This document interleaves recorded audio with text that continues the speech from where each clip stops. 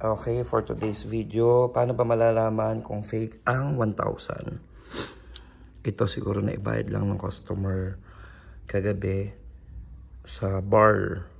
So, hindi napansin nung isa nating tropa.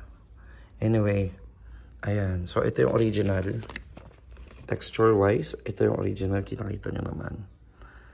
Ayan. So, yung nandito ay malinaw. Malinaw to. Ito yung parang shadow sa gilid. Yan, kita nyo. Yung texture talaga at saka ito. Yan, malinaw din. Yan dito. Malinaw din yung pagkakasulat ng 1,000 dito.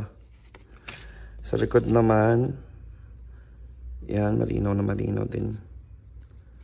So, ito yung original, no?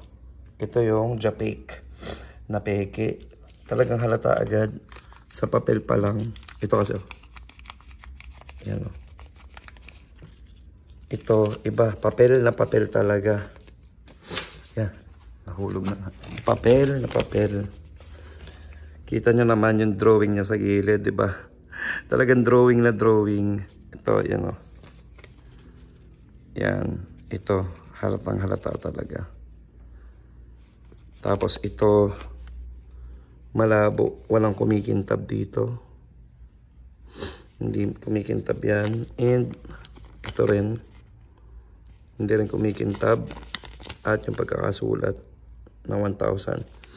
Pag madilim talaga, hindi mo agad ma-realize na peke. Ito yung likod niya, oh.